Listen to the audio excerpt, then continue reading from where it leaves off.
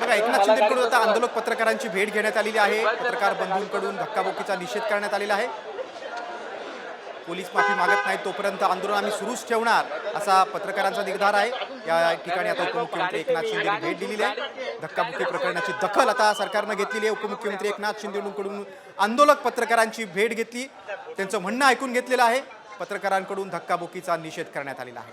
Police जोपर्यंत माफी मागत नाही तोपर्यंत आम्ही आमचं आंदोलन सुरूच ठेवणार अशी भूमिका पत्रकारांनी घेतलेली आहे.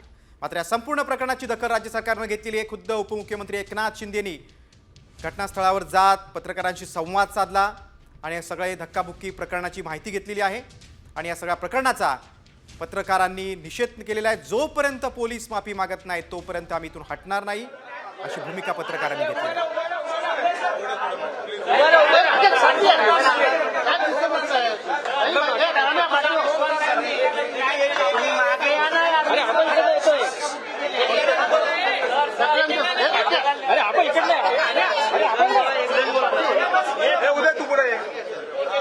मंत्रालयात हे पत्रकारांचं आंदोलन आहे. पोलिसांकडून पत्रकारांना धक्काबुक्की झाली आहे.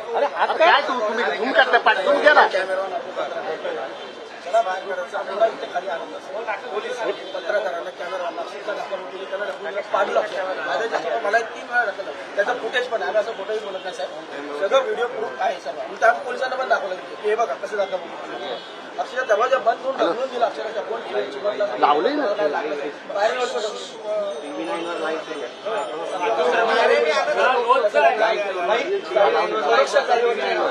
भाई रोजचं आहे. म्हणजे गेटवर आपल्या लोकांना खूप अडचणी येतात. बैठक पोलिसांच्या बरोबर भाई याच्यापूर्वी काही दोनदा बैठकी झाल्या. अडचण आपली आहे की कारण सांगितलं होतं की FRSC रजिस्ट्रेशन चालू आहे, पण गेले 15 ते 20-25 दिवस नुसतं ह्या विभागात मी स्वतः संघटनेचा सचिव म्हणून फेऱ्या मारतोय. उद्या रिझल्ट काही येत नाही आणि पोलीस इतक्या अरेरावीने आज सकाळी माझा आयकार्ड खेचून मला धरून ठेवलं, धरायचा प्रयत्न केला. तसं